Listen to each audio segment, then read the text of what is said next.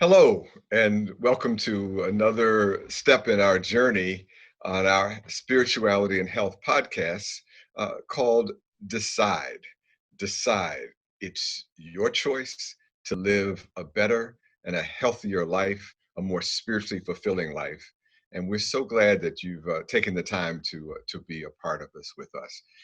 For those of you that have been on this journey will know that we use this acronym DECIDE to give us the framework for this conversation that we've been having. Um, D is for diet, E for exercise, C for community engagement, I for inner development, D for dreams. We all need to take time to dream. And then, of course, our emotional development. Today's show, we're going to talk about exercise, and we're very excited to get into this topic because it really is so important. But before we begin, let me just also just use the concepts of a great teacher, Ilchi Lee, as he talks about this opportunity uh, to make change in our own lives. And change does begin, as he suggests, with choice. Now, we may fail many times. Sometimes the ups and downs of life cause us to not be able to always keep to the choices and the decisions we made. Sometimes we get a little lazy. Sometimes we get fearful. Sometimes just life intrudes. But as we draw closer to the life that we choose, step by step, day by day, moment by moment, when we choose and act sincerely on our choices without giving up, then our lives can be so beautiful, so wonderful, and so fulfilling. Remember, we can make choices. Exercise is so vital to all of us. It's so vital to allowing us to be the people that we want to be, live the lives we want to live, have the energy and the vitality to do the things that we really want to do. But remember that exercise is not a thing in and of itself. It's integrated as a whole part of who we are and what we do every day. That's when exercise becomes truly transformative. I love the definition of what health means as promulgated by the World Health Organization. As a physician who has taken care of people and been involved with healthcare for many, many, many years, I really do appreciate this concept that health is not the absence of disease, but it's the mental, physical, and spiritual well-being of a person and of a society. And so that exercise is a key part of that, and it fits right into that continuum. Let me show you a very interesting diagram from one of the greatest geniuses in all of the world's history, and that's Leonardo da Vinci. And centuries ago, he came up with this thing called the Vitruvian Man, and it is probably still the best example of understanding the body in its full context, the sense of proportionality and balance of this miracle gift that we've been given called the human body. I have learned to understand that my body is not me, but it is mine, that I have control over my body. I am larger than my body. I can direct my body, that I don't need to be a slave necessarily to my body, but that my body is something that I can learn to use, to control, and to master. My body is not me, but it is mine. And we have such an obligation, I believe, such a wonderful obligation to preserve this special gift. As a physician, I have always been amazed at the complexity of this beautiful machine, this fantastic instrument that we've been given. If you just think about all the things that it does without our ever having to ask it. Right now, you're not asking your body to have your heart beat. You're not asking your body necessarily to breathe. You're not asking your body to have hormones circulating through the body to process bodily functions. You're not asking your body to detoxify substances or to process food that you eat. It all happens on its own. This is a wonderful gift that we've been given by the Creator. And so we have a wonderful opportunity to preserve and take care of that gift. Let me just think about something that is so profound in terms of exercise, and that's just a simple thing like walking. Have you ever thought about it when you walk? When we walk, we should learn to be mindful. We should be walking with intentionality, paying attention to every step that we take. Well, when you take a step, you're using hundreds of muscles. You don't really think about it all the time. But just imagine as you push off on your stride, you're using the muscles in your behind, in the back of your thigh, and in your inner thigh.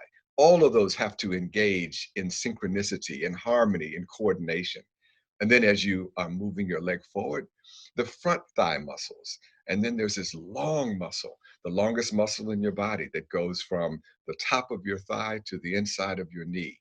And then also the muscles where your hips and your thighs meet. All of those muscles become engaged just walking. And then your feet hit the ground.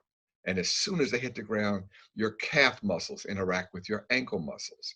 And then the muscles that help you to curl your toes as you walk get engaged. And then the muscles that are connected to your shins. And finally, as we're walking along, we move from side to side. And that engages our hips, our abdominal muscles, the muscles in our waist, the muscles that support our back and our spine. And then if you're really walking like I like to walk, you're moving your arms and your upper body, and your shoulders are moving, and your upper back and your neck muscles. Just think about this miracle of a human body. All of these muscles engaging in harmony as we do something as simple as exercise. Unfortunately, too many of us are not protecting their gift. Look at these statistics, and these statistics really, really do concern me. Only 23% of US adults aged 18 to 64, according to the Centers for Disease Control, meet the guidelines for both aerobic and muscle strengthening activities during their leisure times. Oh my goodness, what are the rest of these people doing? How could you not be meeting these goals that are so simple that we all should be doing to protect our bodies? And you know the consequences of it, of course. The obesity statistics, 30.5% of Americans were obese in 2002, almost 39% today. And the frequency of overweight and obesity, if you think about the combination of those, 75% of the men in America are either one or the other, overweight or obese, and 68% for women. And that leads to terrible diseases like diabetes, which afflict way, way too many people. So too many of us are failing to meet the obligations that we have and that we should to protect our body. So I want you to get in touch with your body. I want you to become your own doctor in the mirror. For those of you that have joined me before know that um, I wrote a book called The Doctor in the Mirror. And the premise of the book is very simple. And that premise is that you should look in the mirror. And when you do, you'll meet the best doctor you'll ever know. Because after all, who knows more about you than you? Who makes more decisions every day about their health than you? And of course, who loves you more than you? So you need to be in touch with yourself. Really take time when this show is over and you have a moment to just sit quietly, get in touch, learn to feel your body, become aware of your body. Where are you feeling good and where are you feeling bad? Where are you tight? Where are you tense? Where are you feeling weak? Where are you feeling insufficient? Really, I urge you, get to know your own body and be sensitive to it so that you can be the best doctor for you. And then once you do that, I want you to start making some choices. You need to make a choice about what are you needing to do for yourself, not somebody else's goals. What are your goals? What do you need to work on to make your body fit your life and your goals going forward? What road are you going to be walking? Well, let me give you some ideas about why people exercise. And here's some of the things that I've learned as I talk to people around the country. Many people exercise, and I have to put as number one, the reason that I exercise, it's an intimate part of my spiritual journey. My being in touch with my body and allowing my body to perform well, to have the energy that I need to pursue my meditation, my prayerfulness, my concentration. These are all very important to me, that I have that energy, that vitality that allows me to pursue my spiritual goals. Others will have as their number one priority just enhancing their overall healthiness. Some exercise because they need to manage or prevent a particular health condition. Some people will, of course, exercise because of needing to improve energy and stamina, increasing flexibility and balance. I love that part. I work a lot myself on flexibility and balance, and that really enables me to do some of the kinds of exercises that I most enjoy doing. But I have to be flexible and I have to have good balance to do those things. Improving concentration, getting stronger, losing weight, gaining weight, relieving stress. Some people exercise because of the social benefits. What a great opportunity when you find people that like to take a walk in the mall together, or to do calisthenics or Tai Chi together. It's a very great way to be involved with a community of like-minded people, all with positive attitudes moving forward. And some people exercise, and there's nothing wrong with it, for just pure vanity. They just want to look good in the mirror. And if that's you, no problem. Do it for that reason. But what really intrigues me as I talk to people around the country is all the excuses about why people don't exercise. And I sort of have learned to think about the twos as to why people don't exercise. It's too cold. It's too hot. It's too something. Or I'm too tired. I'm too busy. I'm in too much pain. I'm too afraid of injuring myself. It's too late for me. I'm too fat already. I'm too old. Nothing matters. I'm too uncomfortable with my body or about the way my body looks to exercise with other people. It's too expensive to join a gym. Gym clothes are too expensive. Exercising is too complicated. Boy, I tell you, people have more reasons why they don't do the things that they should do. Please do me a favor. Every single one of you that's watching this, would you throw out all the twos and focus on the one? The one is, how do you as an individual do the right things for you? No excuses.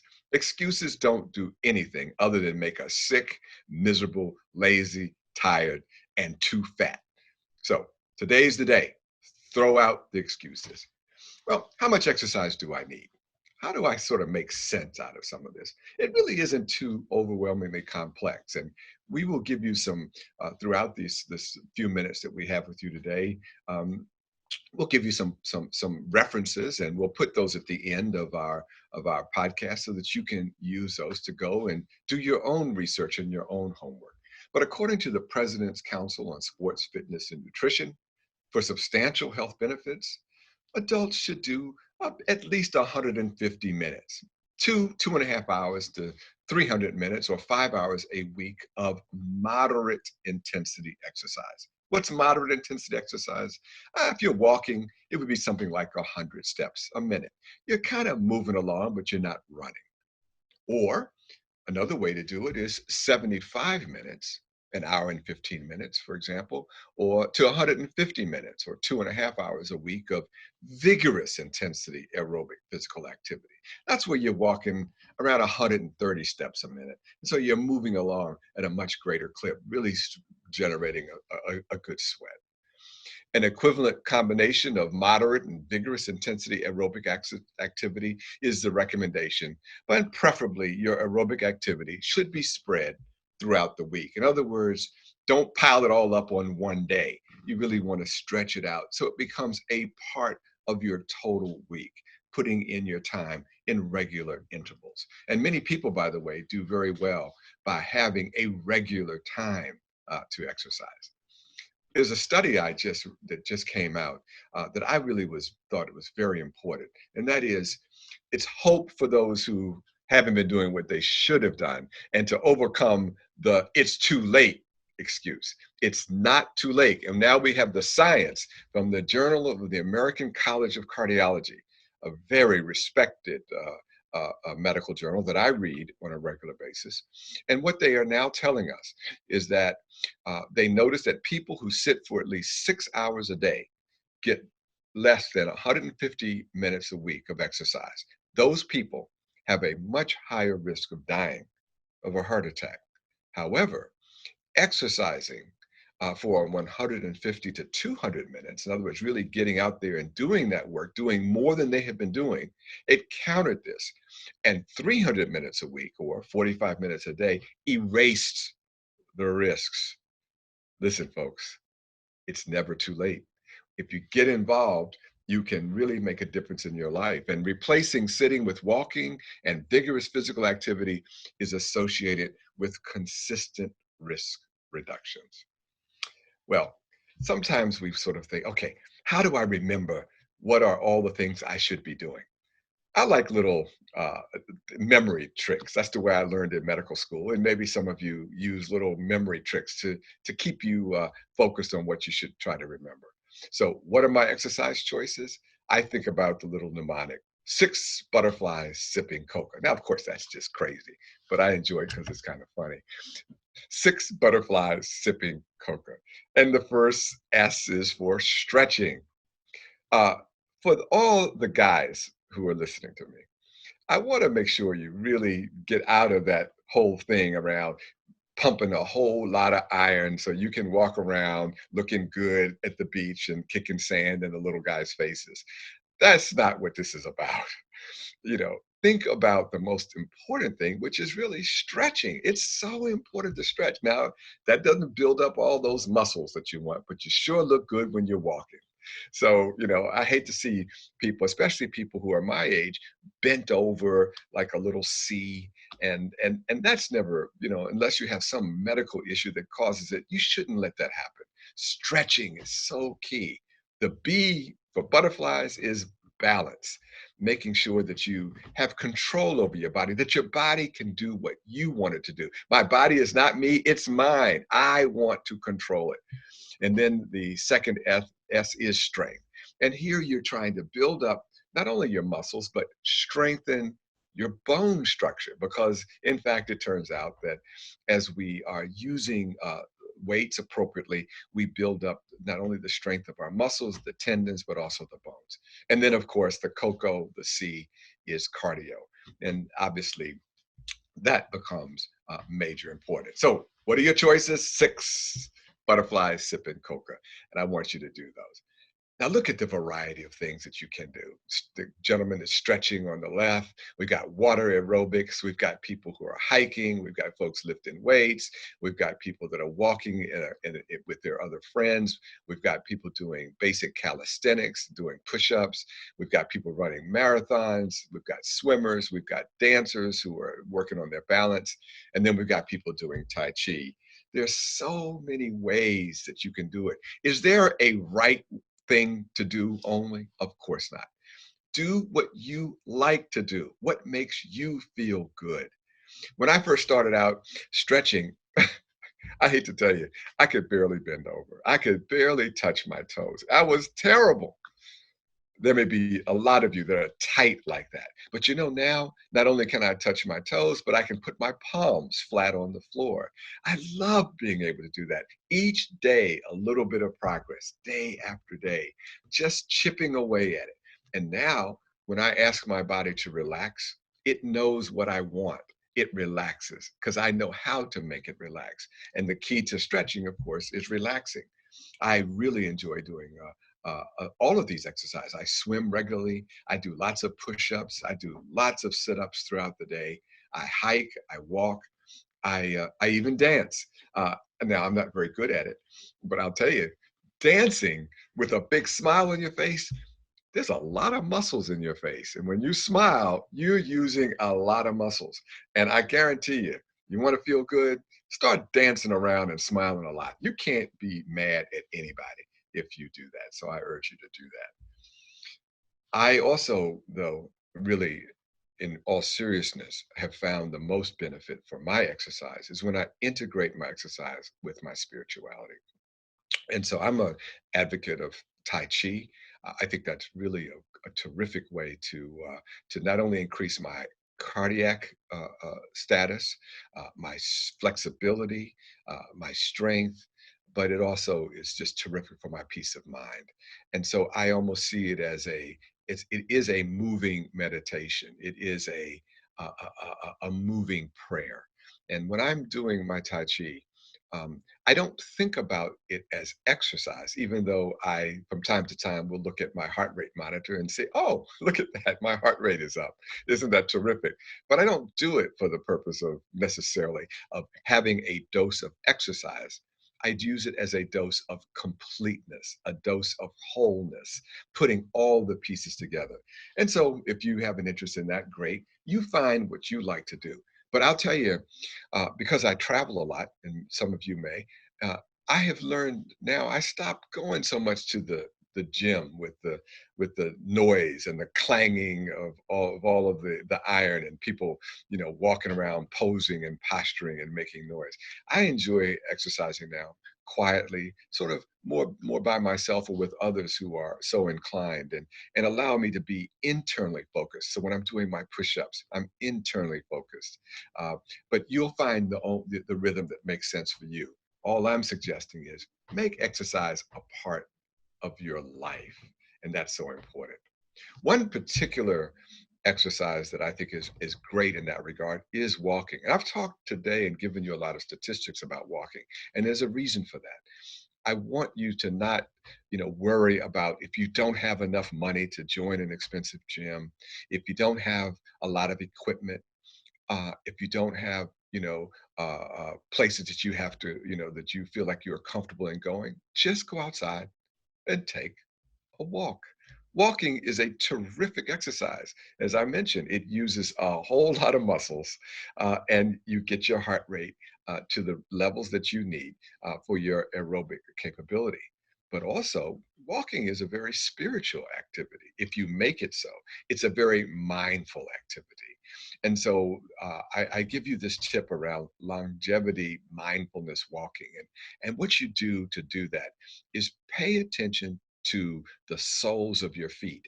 There are very, very important energy centers in the sole of your feet. You see them indicated in the diagram.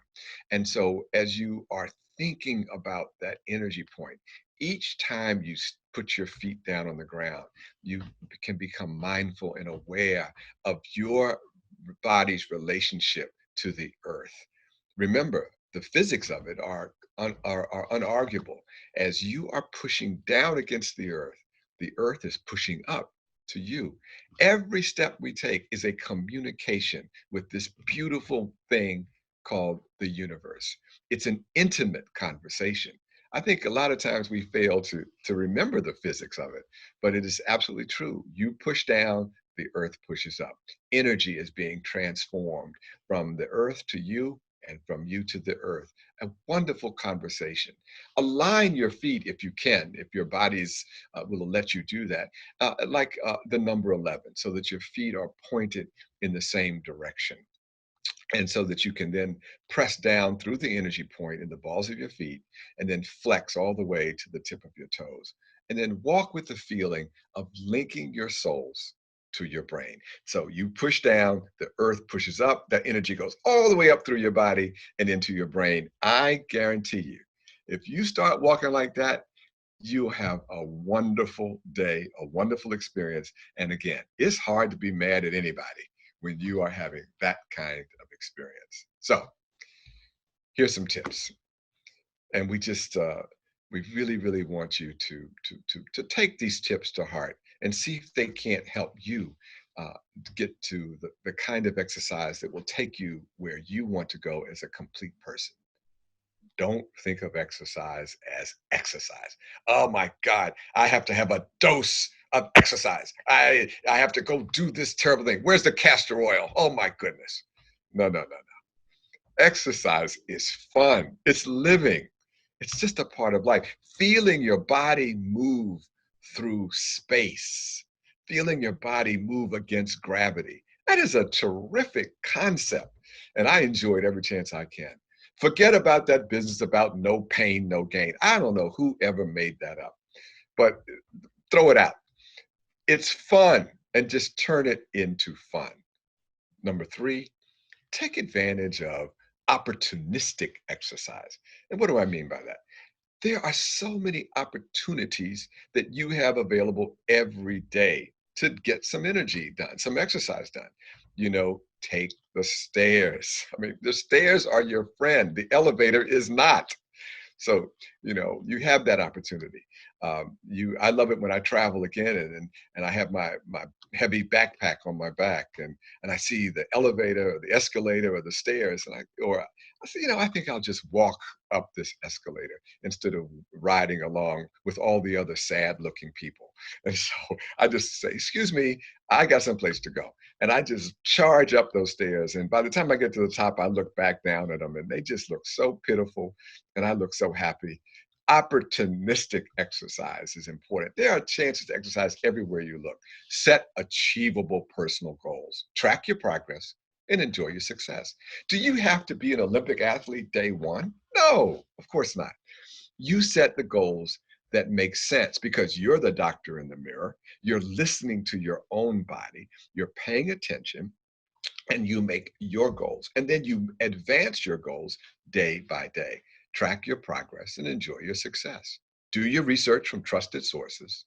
Before you exercise, warm up. And when you finish, cool down. That's very helpful for you so that you don't injure yourself. So warm up for a couple of minutes. And then when it's over, cool down for a few minutes. Dance, as I mentioned, great exercise. Get lost in the music. Let everything go.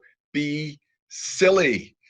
I that was so hard for me because I'm a grown man. I'm older now, and it's hard to just jump around like a little kid. But I found out that when I jump around like a little kid and I'm not self-conscious and I'm not worried what other people think about me, I have the greatest time. Oh, and by the way, my heart rate goes way up and I'm having a dose of exercise. So silliness can be a good dose of exercise. Stick to it.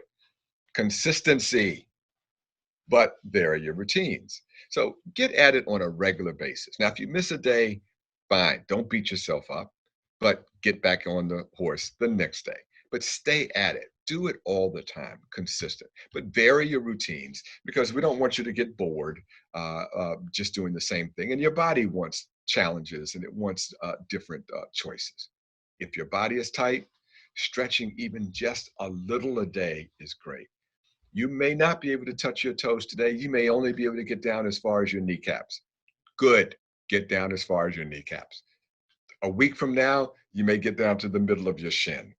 The next 2 weeks from now, you may get down to your ankles. Eventually, you'll get down to the floor. Music is a great motivator. Now, that's one great excuse to exercise is to listen to great music.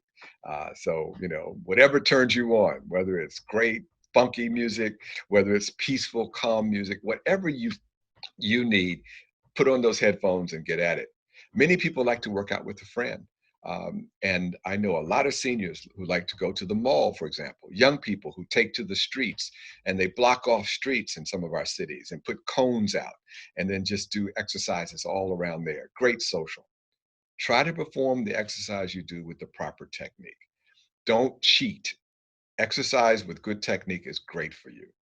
I find tracking your heartbeat to be very useful. And there's so many heart rate monitors out there, whether it's your Apple Watch, your Fitbit, whatever, or just take your finger and put it up against your wrist or against your neck and check your heartbeat. Keep track of that because that helps you to let you know how hard you're working.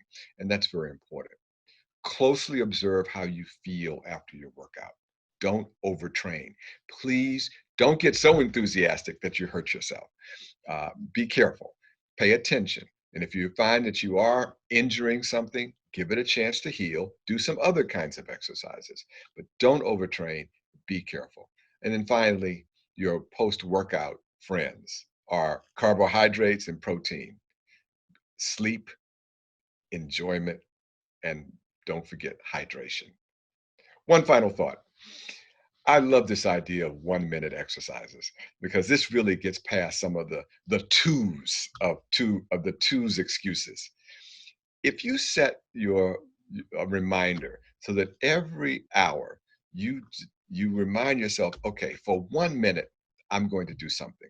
If I'm sitting in a chair at work, I'm going to stand up, sit down, stand up, sit down, stand up, sit down, stand up, sit down. Or I'm going to get down on the ground and do push-ups for an hour, or I'm going to do sit-ups for an hour, or I mean for a minute, or I'm going to do jumping jacks for a minute. Anything you want to do, just move for 1 minute every hour. Such a simple little thing. Doesn't take any equipment, no special gym shoes, no special clothes. Uh, it's just so easy to do. Well, we hope that you have enjoyed some about this conversation about exercise as a part of this decision to decide to be who you are and your best self. We've talked about diet so far in our show and eating properly, and now we've talked about exercise. And our next show, we're going to talk about how we work together with our communities to be able to fulfill that part of us that wants to make the world around us a lot better. So we hope that before we can get to talking about doing some of those things, we've got to make sure we have the energy, the vitality, the enthusiasm to be able to tackle the kinds of things that our heart tells us we want to do. So let's get our heart in shape so that we can act on the impulses of our heart to be better people, complete people, whole people. Thanks for joining us on this edition of our Spirituality and Health podcast. We're so excited. I'm so excited. All of us that are involved in the production of this are so excited to bring these ideas to you because it's, of course, a part of our own spiritual development. And so, with that, we say to you, have a beautiful day, and we'll talk to you next. If you want to continue to engage with us and ask questions, please feel free to send us your notes and your thoughts because we really do want this podcast to be your podcast. Decide. Take care. Bye bye.